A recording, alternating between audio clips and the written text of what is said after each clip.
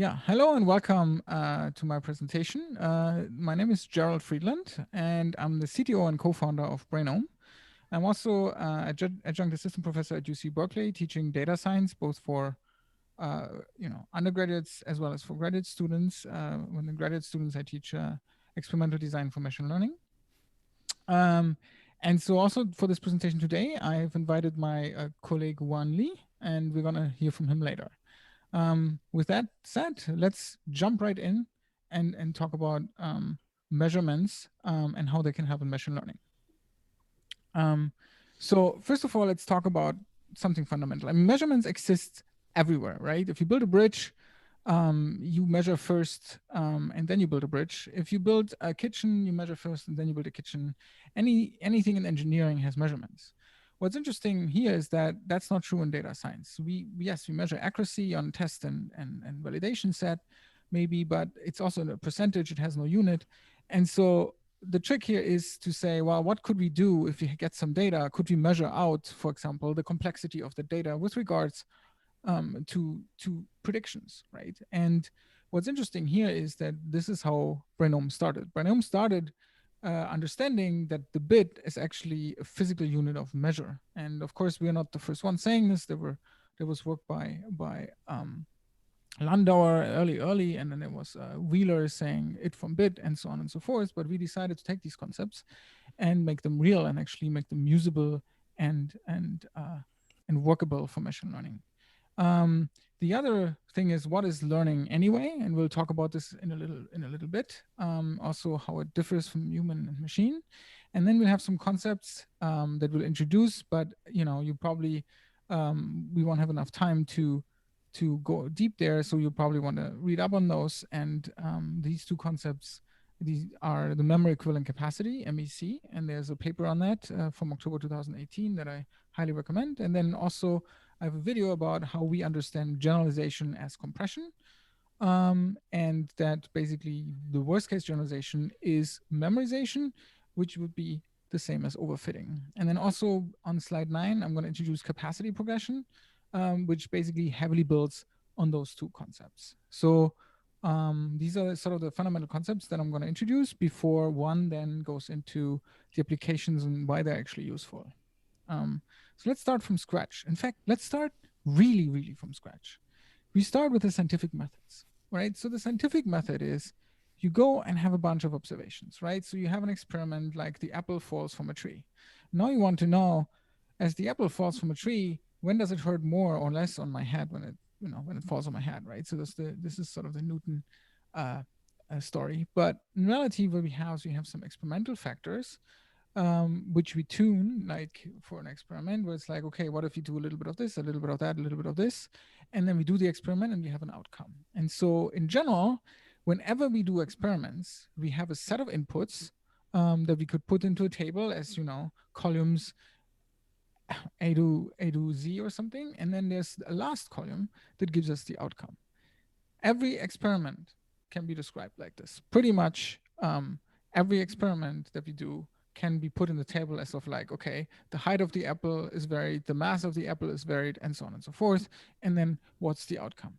And our goal is, of course, to not do the experiments anymore. Our goal is to actually repeat those enough that we find a pattern and then say, the pattern is, Newton's action equals reaction, or Newton's E equals mgh, or Einstein's E mc squared. And then traditionally, what happened is that you have, people doing experiments empirically until somebody's brain, or maybe a set of brains, is smart enough to find a model such that we can predict those experiments. We don't have to do them anymore, and we understood something. And congratulations, probably that model gets your name. Now, what changed? Well, what changed is that around 2000s, we decided we replaced that brain with a computer, with a machine learning algorithm. And the machine learning algorithm in reality does nothing else but really just go ahead, take inputs, those experimental inputs and the outputs, and basically tries to create a model that generalizes the table such that we can create predictions. And in general, of course, we can describe all algorithms, all algorithms, but also all machine learning algorithms with a finite state machine. Because whether it's a neural network or a random forest or a support vector machine or whatever we use, ultimately all of them are implemented on a finite state machine so that they can run. And so now the interesting part here is, while we don't know that much about the brain, we know a lot about finite state machines. And now that allows us to do some math over those finite state machines, and also over like, what does it actually take to model a table of data with a finite state machine. And that's what the next slide is about. And interestingly enough, the first question is actually pretty interesting already. The first question would be, okay, as I take the table or the experimental inputs and then the observed output and just convert it as is into a finite state machine, how many state transitions would this finite state machine have, right? And it turns out, yeah, the easiest finite state machine that I can build is just taking the input data and an arrow to the output, right? The input data of the next row and an arrow to the observation of the next row, and so on and so forth. And so I end up with the same amount of state transitions in my finite state machine than I have inputs and outputs in my table, okay? Now, again, right now, and usually for most of these discussions, we assume binary, but it doesn't have to be that way. So in general, what you have is when you have some input and go to some output, you could model that table just directly. And guess what? We do this all the time. It's called a lookup table or a dictionary. In a lookup table, you can absolutely find the output by putting the right inputs in. But there's one problem. If the inputs vary just a little bit, the lookup table doesn't give you a result because it doesn't know how to match to similar things. And this is where machine learning comes in. Machine learning tries to find ways to match data that we haven't seen, but similar to data that we have seen, into the right category, for example, for classification.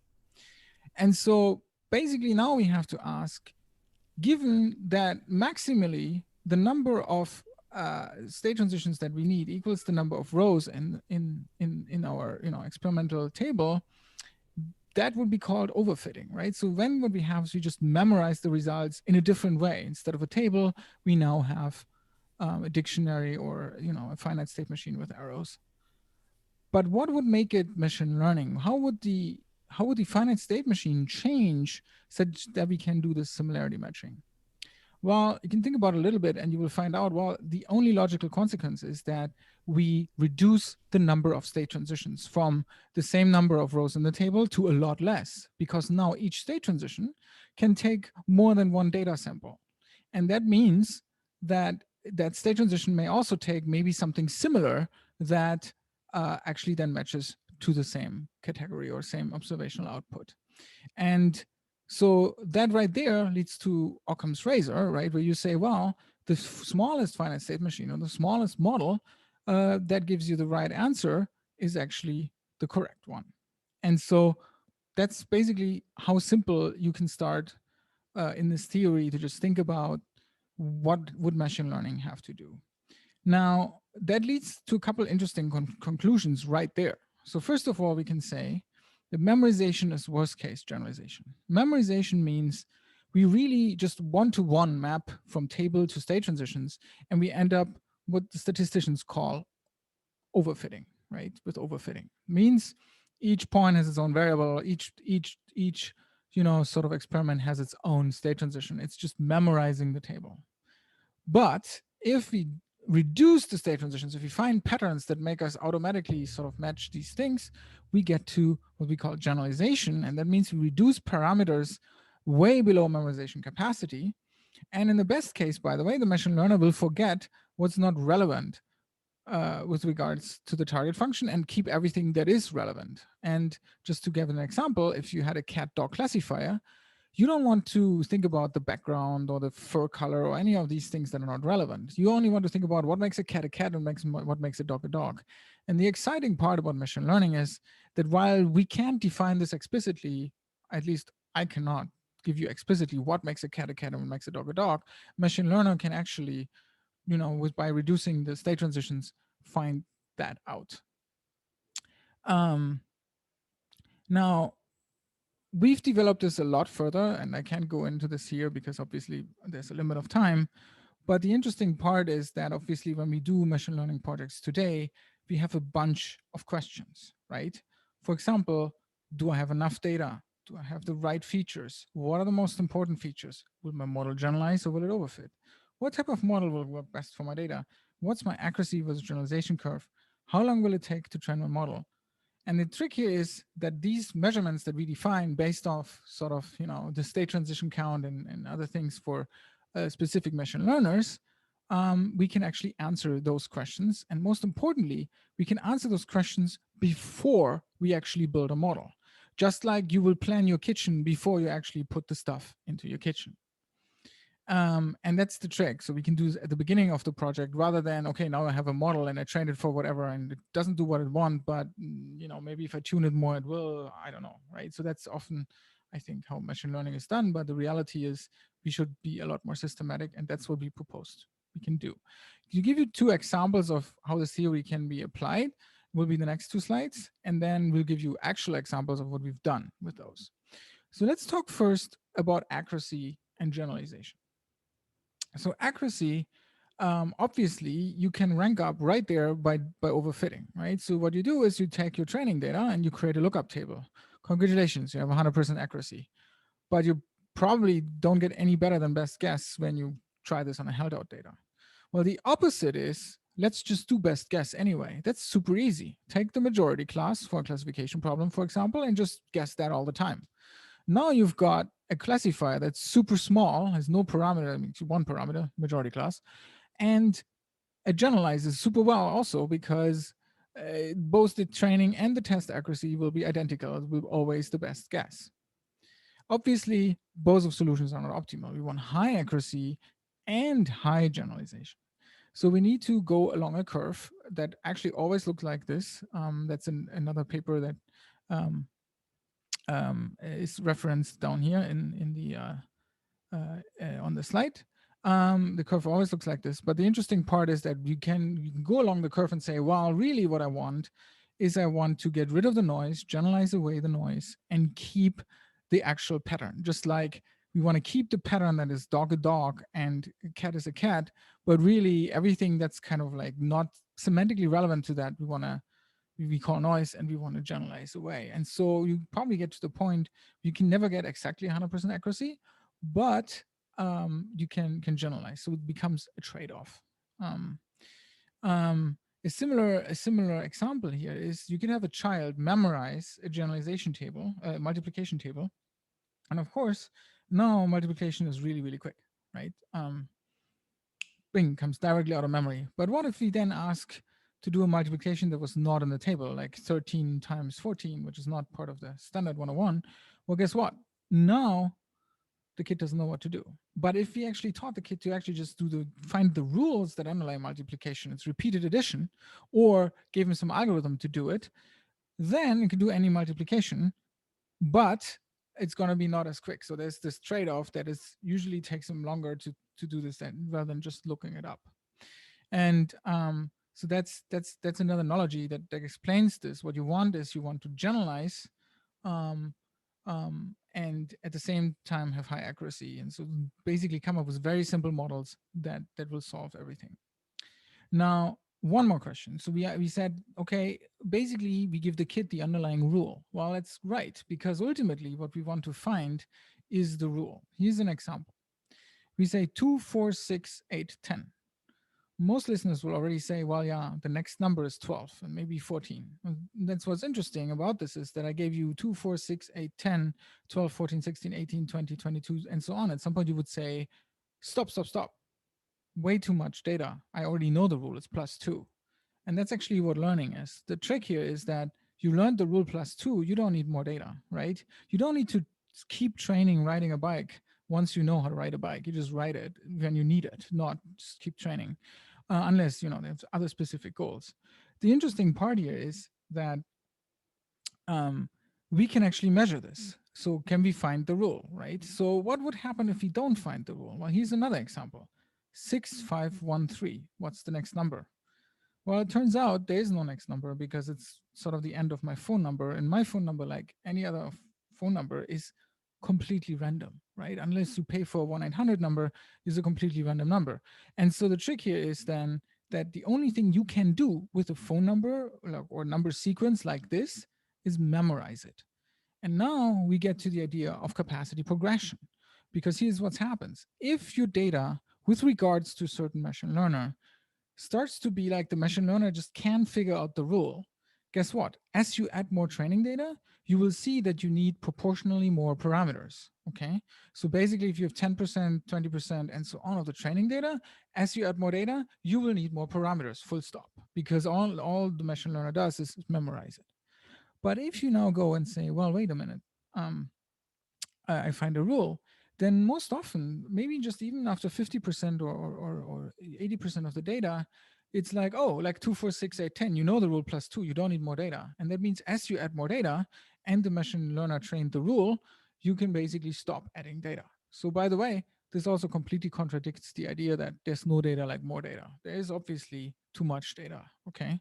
Because why would you spend all these cycles continuing trying to train to ride a bike when you already know how to ride a bike? So the trick is you can totally add too much data. And the question is, how do you know you have enough? Well, we can measure the complexity with regards to different machine learners and find out that, guess what? The complexity doesn't go up anymore. And so you actually have enough data for this particular case. Now, I'll be honest here. In practice, the capacity progression is never either completely converging or just linearly going up. It's somewhere in between, even though I've seen it linearly going up in some cases when you definitely don't have enough data. But it also means the more data you add, then at least the closer you get to conversion. And then there's obviously trade-off, because creating data costs a lot of money. And so maybe you see that this doesn't actually add a lot more to it once you do it. And now I'm actually turning it to one, because I think we've done enough theory to just give you practical examples of what these measurements can do beyond, this theory that I just give you. So one, your turn. Thanks, Gerald. So we've taken the theory around measurements in machine learning and created basically what we call the Brainome table compiler, which is, for all intents and purposes, a data compiler. So if you think about it, right, everyone is probably familiar with what a code compiler does. A code compiler takes a program written in one language, say C or C++, and translates it, essentially re-implements it into the same program, but written in a different language, assembly, for example. Well, what's a program? A program is a function, right? It takes some number of inputs, A and B, does some processing to those inputs, and generates an output C. Well, what's interesting is that in machine learning, we don't write programs, but we curate data sets. What we hope is that the data sets contain a function: dog versus cat, good credit risk versus bad credit risk, disease versus not disease.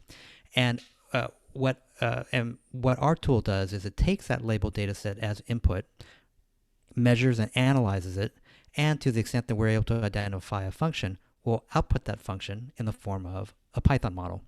So just like a code compiler goes from function to function, the Brainome table compiler, or BTC as we call it, also goes from function to function, but we do it from dataset to Python model. And as Gerald said earlier, right, our systematic approach starts with measurements. And so the first part of the compiler is a measurements engine that essentially will analyze the dataset, the underlying training dataset, and extract learnability measurements from it. And with those learnability measurements, we can answer the questions that we highlighted previously. Do I have enough data? Do I have the right features? What are my most important features? Et cetera, right? Now, armed with those measurements, right, the second part of the engine, Gerald, if you go to the next slide, the second part of the engine is actually a build engine. We'll take the measurements that we extracted from basically the analysis part and use those measurements to create a bespoke predictor from scratch for the data set. So if you think about it, right, if anyone's ever been to a tailor and had bespoke clothing made, what's the first thing a tailor does? He measures, right? He gets out a tape measure and measures your physical dimensions before sewing anything. Tailors don't start projects by taking out a piece of cloth and randomly cutting, right? They measure first, they cut, they measure twice, they cut once. So we believe that machine learning, data science should operate in the same fashion. You should measure your data set first, and only then, once you know the appropriate dimensions for the model and the type of model to build, only then should you actually build a model. So we measure twice, build once. Our models are built from scratch each and every time based on the measurements that we extract. And because of this, they tend to be quite small, 2 to 3 orders of magnitude smaller than any other ML pipeline. That small size means that they'll train in 2 to 3 orders of magnitude less time. There are also self-contained executables that have no external dependencies other than NumPy, and we actually output them in clear source, in clear text Python, not some proprietary binary format. So you can actually open it up, inspect them, read them, understand them, check them into GitHub, version control them, right? Like any other piece of code. So that's the actual product, So and just as a code compiler is a horizontal tool, right? It doesn't care whether the program that it's compiling is an accounting program, an HTTP server, or a video game. It just compiles. Our data compiler doesn't care if the data represents biomedical data, financial transactions, sports data, insurance, etc. Ours is a horizontal tool as well. It's all just numbers in a table for us, and so the tool is applicable in basically for every vertical, that has a class, basically a classification problem, right? Moving on. So what have we done to validate the tool? We've actually basically our standard testing suite is to run the tool against 180 OpenML data sets, which we link to here. And in 85% of cases, the models that our tool generates automatically with no hyperparameter tuning, no human intervention whatsoever, generate models that are more accurate than what's considered state-of-the-art. Hand-tuned models that people worked on for God knows how long. And again, you can see the reproducible results at the link that we have here. Again, this is a tool that requires no hyperparameter tuning whatsoever. It's essentially, if you know how to use GCC, it's essentially the same command line invocation. BTC space, name of the file, the CSV file, that's your labeled data set, enter, and that's it. Beyond that, a key feature of the tool is our, Gerald, you can go to the next slide. A key feature that the tool has is our automated attribute ranking, which we actually do before any modeling or training. So in certain verticals like biotech, this is actually quite important, right? So typically in these verticals you have very high dimensional data, 20,000, 40,000, millions of columns potentially, and not a lot of instances, right? So using our measurements-based approach, we're able to pre-training, pre-modeling, we're able to select, basically rank attributes in order of importance. And we do this by actually measuring the amount of memory needed to learn the target function given each attribute. So essentially, we iterate through the list of features or attributes, and we calculate the generalization for each feature against the target function. And then what we do is we pick the feature that allows us to learn the target function using the least amount of memory, i.e. gives us the most generalization. Then we go through and we check all tuples, right, all pairs of features to see if any pair of features will allow us to learn the target function using less memory than the single feature. If so, we'll pick the pair. Then we consider all triples, all quadruples, etc., etc. And then we stop looking for attributes once we no longer find basically combinations of attributes that improve our generalization. This is basically a lot, typically cycling through all attributes is an exponential, basically, order exponential algorithm, right? 2 to the n.